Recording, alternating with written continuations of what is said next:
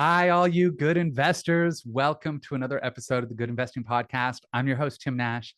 Today with me, I've got Carter Shieck from OREC. Carter, welcome to the show. Well, thank you so much for having me on. So Carter is a volunteer board member at OREC. OREC is the Ottawa Renewable Energy Cooperative. But you've told me the O can, it's Ottawa, but it doesn't just mean Ottawa. Is that right? Yeah. Well, so full disclosure, I am here in Toronto, same as Tim. While we are based in the Ottawa region, I went to school up there, and my wife's from there. But we're kind of a broad Southern Ontario. That's where all of our investments are. We try to invest where our members are. Most of our members are in Ottawa. Yeah, we look for opportunities across the province as well. Amazing. So, really love it. Would love to learn a little bit more about you. Like, why did you join the co-op? Like, what was your sort of origin story in getting involved and sort of putting your hand up as a board member? Yeah, so I guess I'm an engineer by trade. I work more on the roofs and the windows, keeping the water out, keeping the heat in. A lot of building retrofits, and I actually in my job I deal with a lot of cooperatives, like housing cooperatives, doing retrofit projects. I was in the cooperative space. I was looking at that, and then looking to divest from how I had my investments before, which kind of just I had an investor with RBC, and it was pretty dirty. So I was looking to get shift my assets around, and I came across the Ottawa Renewable Energy Cooperative, OREC, and I had joined as a member. I was looking to invest, and they had a call for board members, and I decided, hey, I want to get more into this field. I think I know a lot, and I just want to help. And also, I was looking to invest more money with them, and I'm like, well, what better way than to take a look at behind the curtain? And that's something that all our members to do. But getting to like fully get my hands on it, I thought was a really interesting opportunity. I really enjoyed working there, and kind of seeing how the sausage gets made, as it were.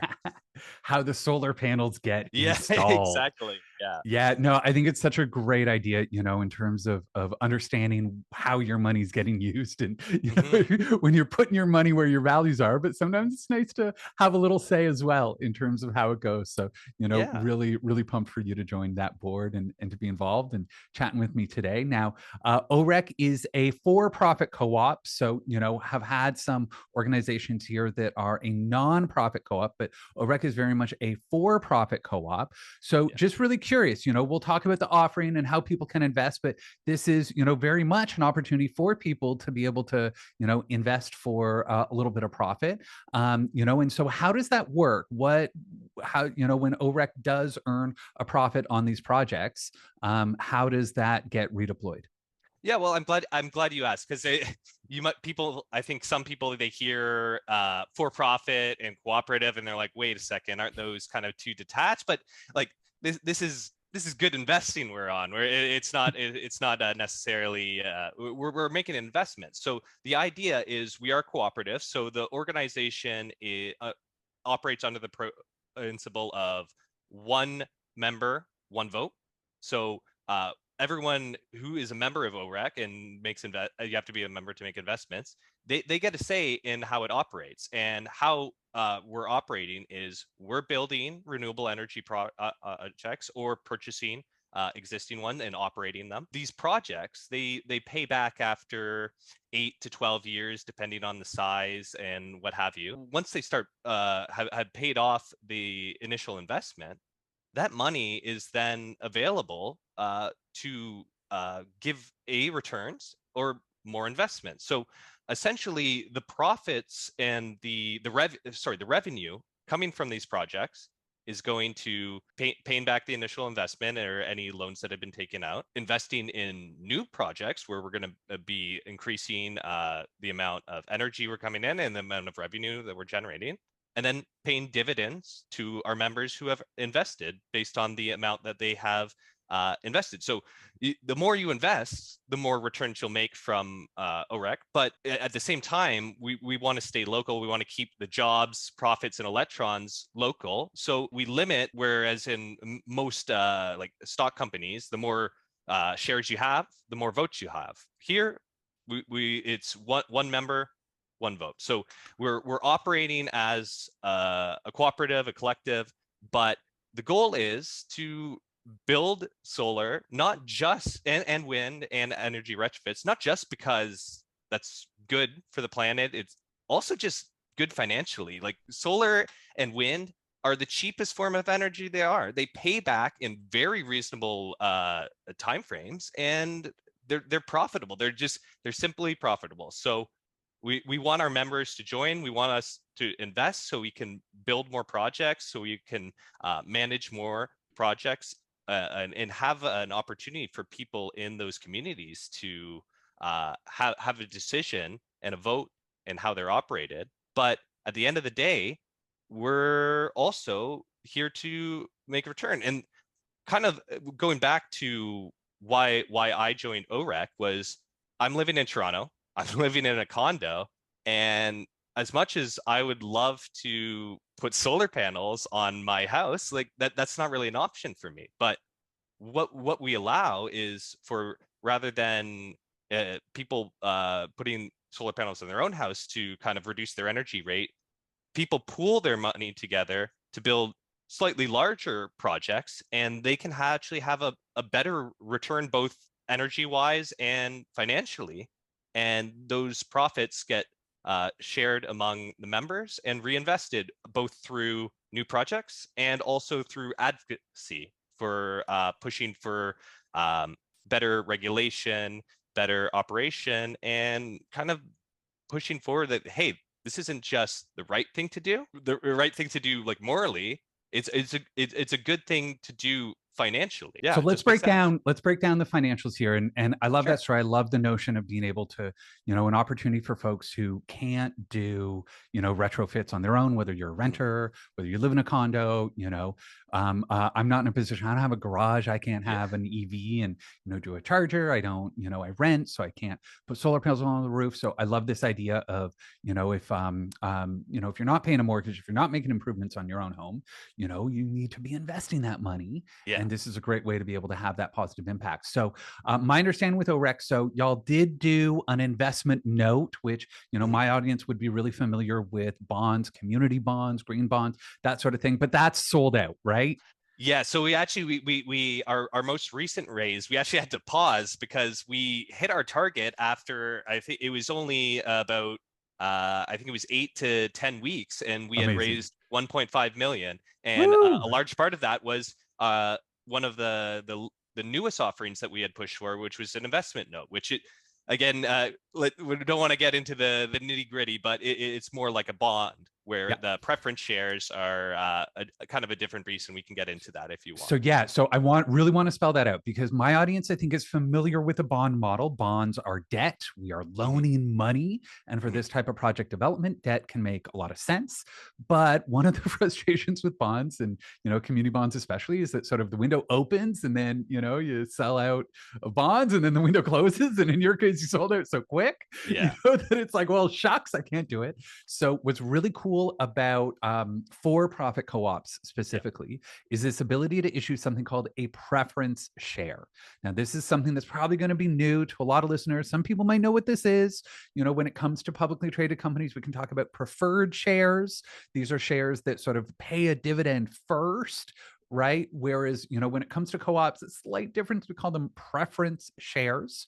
The specific terms, my understanding is that the minimum investment is $500, which is great, very affordable. That really it's sort of a 10 to 20 year term that, really we do want long-term investors. People are going to be holding this for a decade plus, and that there is a 4% dividend target. So whereas bonds pay interest rates, and that's going to be a set interest rates, preference shares are going to pay dividends. Now, the difference between an interest rate and a dividend is kind of twofold. On the one hand, which is good for, a lot of investors is that it's taxed more favorably, that interest is taxed at the highest at your marginal tax rate. It's taxed straight as income. Whereas dividends, hey, we get, this nice little Canadian dividend tax credit, and they're taxed a little bit more favorably, such that the tax that you'll pay on the dividend will be a little bit lower. However, there is variability when it comes to that dividend, that it is a dividend target rather than an interest rate where there is an obligation to pay that set interest rate. It's kind of like a fixed, interest rate over the duration. The dividend can change, but that means that it can fall. So there's a little bit of risk if the organization decides, hey, we've got more projects, we want to deploy more, or we're a little tight, we want to tighten the budget. They can lower their dividend, although I think that's rare. There's also the opportunity to raise that dividend. To your point, these are projects that often have this sort of payback period, such that once the project is paid back, and to be clear, you get the dividend from year one. You're not waiting for the project to be paid off. But, once that project is paid off, then hey, like that's there's money coming in, very consistently. So, walk me through, number one, like, do I have that right with the preference shares? And then number two is like, as a board, like, how do y'all sort of like approach this conversation about that dividend target? Yeah, great. So yeah, you do have it right. I guess the one thing I guess could add for the preference shares is that they pay back also the initial investment over the time. So at the end of your 10, 20 years, you're getting back the dividend, and then a portion of it is being repaid back to you over the time. So it's not like that initial investment is stuck in the full 10 years. You could top it off and reinvest in OREC, or you could choose to go to another cooperative, another form of investing, or say you're in your retirement, like it's paying it back, and maybe you don't need to reinvest quite as much, or in more in shorter term. But yeah, so they're going to be paid back, and then in the dividend target, you also had asked about, is how it's dealt with. So essentially, you're right. Like we have these projects that are paying back after 8 to 12 years, and it is currently 2025. And our first investment round was around, we started around 2009, and we had our first big raise. I believe it was 2011. Don't quote me on that. It was before my time, but yeah, we're getting at the point where we have projects that are just pure. They're paid off. They're well in the green. And we have new projects that are starting up. So currently, the mandate from the board, which is again controlled by the members at both by who's elected to the board, and also if we put forward motions at the annual general meeting or in between that, there's a decision made. And the current decision is we're aiming for a 4% target for dividends. We want to strike while the iron's hot. We want to use the revenue and our new investments from members to build a bigger portfolio of renewable energy assets, which we feel like are currently being very undervalued in the market. Part of that is regulatory issues, which have kind of thrown some spanners in the works, but that hasn't stopped us. Like there was, we don't have to get into it. There was the FIT program, which is a really good program for Ontario that has now been kind of pushed to the side. But we're still making new investments with just power purchasing agreements. So one of the big new projects that we have is a big expansion to the solar arrays at the Museum of Technology in Ottawa. We have a bunch of other projects in the near completion phase, which I've been told by to not promise anything, not talk about any specifics. We've got quite a few that are near completion, which is why we will almost certainly in the near term, almost certainly by the time this podcast airs, have reopened our offering to allow new investors. What you're talking about, the 4% dividend, right now, we're at a stage where the energy use is consistently growing. Like we're going to have a lot more people on AVs. We're going to have a lot more people using heat pumps, which are going to shift those peak loads around, and in the summer and the winter loading.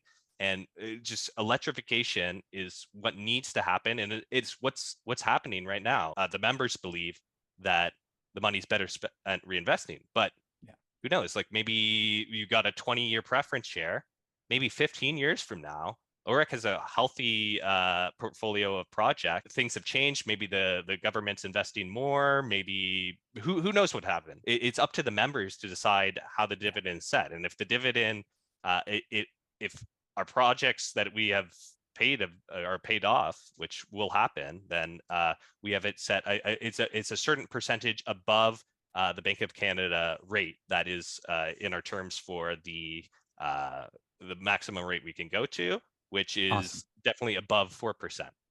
Awesome. So, really there is a balance to be had, with the new money that's coming in Mhm. from investors. Certainly we are looking to deploy that into new projects. But once the new projects are paid off, then there's this balance between paying dividends to shareholders Mhm.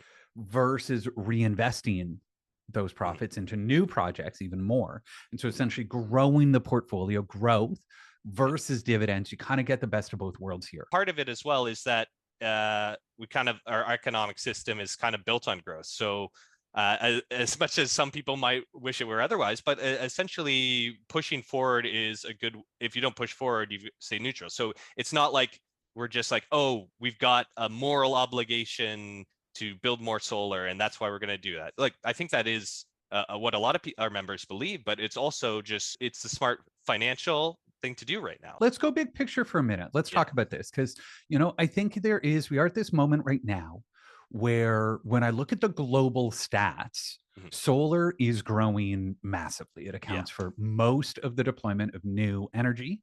Yeah. It accounts for a huge amount of the a new investment that's being spent globally. But the sentiment here in North America really sucks for renewable energy. Obviously, we've got the situation south of the border. Let's leave that aside. But Yeah. even in Canada, like here in Ontario, it seems like we're pushing forward with more natural gas, with more nuclear. I'm not really seeing the focus. My take on this is that, we can't wait for people in positions of political power to save us, that they're just not going to do it. And that for me, so much of where the growth and the action is happening right now is at this grassroots level, community members pooling together their money to be able to invest in these more community driven and community supported renewable energy projects. What do you think?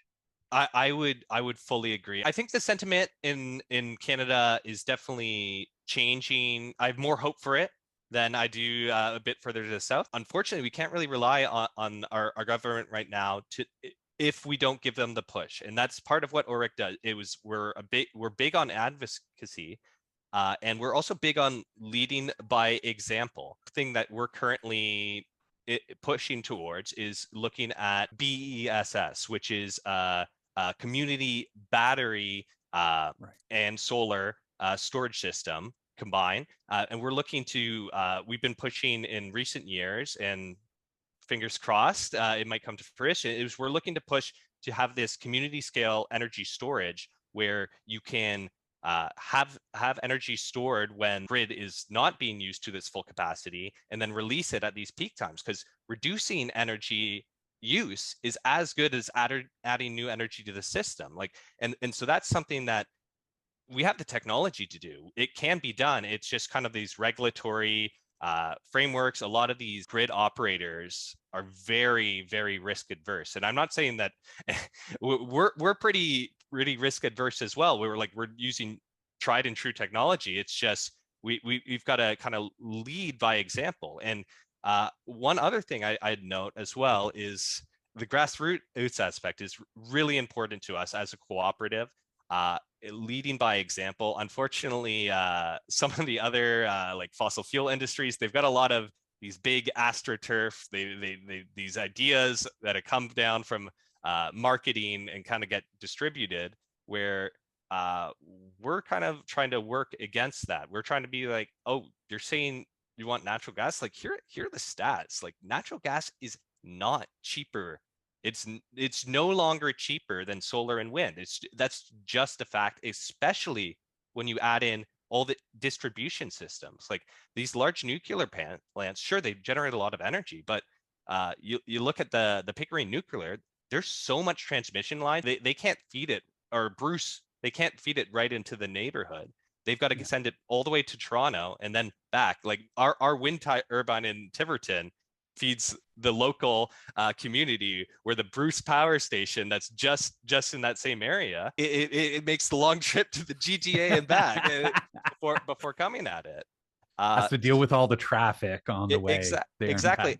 And that's another reason why it's kind of actually misrepresented the scale of our grid. If you just pull up, for example, Ottawa Hydro or the Ontario grid, and it will say the breakdown of energy use, it actually undervalues solar and wind, because all these systems where it feed into the grid, or these power purchasing agreements, if they are not drawing from the grid, or if they're feeding it back into the grid, that doesn't get monitored. It's only the projects that feed directly into the grid that get monitored in that grid percentage. So your solar panel on your roof, if you've got a agreement with to like feed in, that doesn't get covered if it's mainly because if you're using it locally, right, it counts as use, but it doesn't count, in terms of actually on the grid. So to me, that's one of the best efficiencies when it comes to these renewable energy systems, is that, we talk about community power, right? We talk about community wealth, and this really is,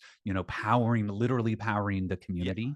And so it's so fun for me to see the community sort of powering these projects with our portfolio, and then have this portfolio of projects, really powering the community directly where you live.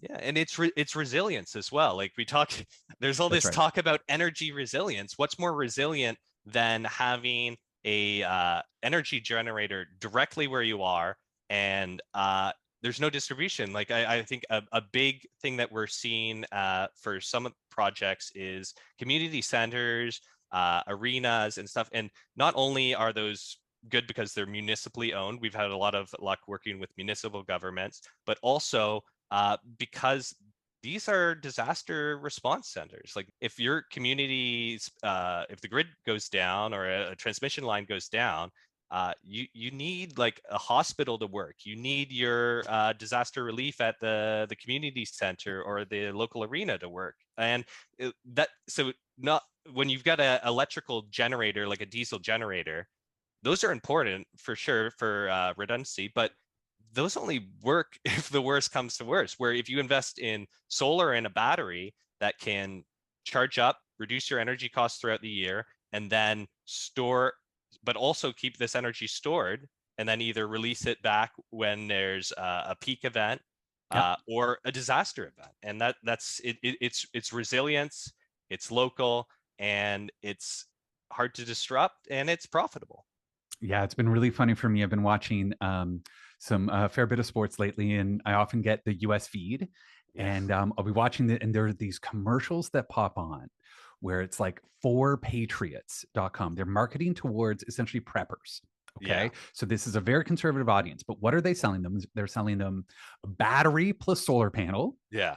As like a prepping response. And they market it as a generator that can be inside, that you can power your fridge and doing all this. And, it's just like a diesel generator, but it doesn't have fumes, and you can have it indoors, and it's, better in a lot of ways. They're also marketing them with food, that's like sort of like food storage. It's vegan food, don't tell them it's vegan. These are marketed towards the, these prepper conservatives and he's just eating his bean soup, and it's like delicious. And this is, it's hilarious to me that they've, kind of cracked the code here. I feel like there might be an environmentalist somewhere sort of, cracking up saying, hey, I figured out how to sell, sell batteries and solar panels and vegan food to the other folks. And there is really this piece of resilience that I think is absolutely critical, that everybody should care about, regardless of their politics. It just makes sense. It's like in Ottawa, you look at the ice storms, some of the tornadoes that they seem to be more and more frequent, wildfires out west. And wacky weather for sure. Wacky weather. And then it's one of these things where it's like, well, people are hesitant to spend money on these disaster relief. They think it's like, oh, what if we spend all this money and never gets used? It's like, okay, then here's a solution that you can use every day. That's also covers you in a disaster. That's it. So I want to make it crystal clear for folks if they want to get involved. My understanding is as a co-op, you do have to be a resident of Ontario. So we're looking for residents of Ontario. That what you can do is go to orec.ca, so orec.ca. The process is that you start by becoming a member. I believe a membership costs $100. There are a bunch of community benefits. You join in community, and it really is sort of that membership fee there. Once you're a member of the cooperative, that's when you're able to purchase preference shares. That the offering is going to be open until the end of February, it looks like. So, there you got a little bit of time, but at the same time, don't wait too long. That, Yeah. we do want to get in there and certainly, become a member right away. That way you'll get notices when there are preference shares available. If you decide to do another investment note, people can really get involved there. Before I let you go, I'm just kind of starting this process of asking guests, about your own personal money, Carter. Would just love to know, how do you invest your own money? So I will, if I could do just a quick shout out as well. So again, we do have to, you're right, you have to be an Ontario member, a resident to invest with us, but you can check out, I'm sure you have listeners across Canada, and there is the CECC, which is the Community Energy Cooperatives Canada. They actually have a list of and there's more members. There's a lot of cooperatives in Atlantic Canada, in the prairies, Alberta, Saskatchewan, Manitoba. BC has a ton for sure. We love it to join us, but there are other options in Ontario. There's like a CED, Solar Share, Trek. I'd love to share as well. There are other options for other people. Absolutely. Yeah, but I will go into. I love that you brought it up. What am I doing with putting my money where my mouth is? Yeah, well, What you am I doing? mentioned, checking out your RBC investments earlier at the Yeah, start. So yeah. tell me that story. Yeah, so I'd love to. So essentially, when I had just graduated, and even a bit before, I was lucky to have some money from my parents for savings. But essentially, I didn't know what I was doing. So I had a directed account with RBC, and I had put money into it, and they invested it, and was seeing some returns. So I didn't look at it much. And then as things come around, I'm like kind of getting more on my feet. I've got an established job. I'm like, okay, I should look into how I'm investing, and seeing stuff online, stuff from around. You're just like, oh, what are your banks doing with your money? And it turns out that the banks are investing in fossil fuels. Surprise, surprise, but every single Canadian major bank is in the top 15 largest fossil fuel investors in the world, period. Like, largest investors in the world. So I was looking at my investment account, and probably 60%, maybe 50% was in oil and gas companies like Enbridge, like Suncor. Like, it was just so antithetical to my values. And so I was looking to divest. And one of the resources I actually had come across a bit into my journey was some of the spreadsheets that you had put on. And yeah, so I invest not only in cooperatives like this, but I think it is a great way to diversify. I've invested in stocks. I'm invested in some bonds, but as much as I like stocks, they have a lot of risk. And when you put money in a stock, even for a very good company, you're raising the value a bit. Maybe they get slightly better loan, but you're not really creating something productive. And I think that's one thing that really drew me to the cooperative investment model, is that you can invest money, and your money is directly producing something new, real, and that is what's generating the money from that. So I think a big part of my investment journey over the past couple years, because it is a tricky thing, and you don't want to make any sudden moves and risks. You don't want to just throw everything up on its head. But I'm like, these are not my values invested. I think you had a episode a while back that really spoke to me. It was after I'd done it, but it's like fire your investment banker or switch to a credit union, and those are all things I've done. Like I bank with Duca and Meridian. They're Ontario-based credit unions. I dumped RBC and Scotia where my money was before, and yeah, and I've moved to investing in a couple, like beyond OREC, some other or different ones. I'd like to give a shout out as well to the Habitat for Humanity. They just had a GIC offering where, again, the energy crisis, the other thing that's really important to me is the housing. And I know I was talking about housing cooperatives before, and I think public housing and alternative forms other than market rate housing are really important, both to keep market rate housing honest and for people in underserved communities. I'm not going to stop you if you want to invest everything you have in OREC, but I probably wouldn't recommend it. I would stop people from doing that, Carter. You don't have to. But I will exactly. stop people. I know, yeah, but at the same time, I think an important part that we'd like to point out is, yeah, this is diversification. It's something solid. It's something local. It's based on projects that are actually there. You can look at them on Google Maps. You can look at them see them on the satellite. You can track on our website their active daily rate of production. A lot of people, they think the alternative, what you do to push something for your values, is you donate to a charity or a nonprofit. And I do that myself as well. But I think there's only so much you could do while being donate. I think there's a much larger portion where you can put where, like, I believe in this. I believe it's makes sense, and I want to put money towards it to help it succeed.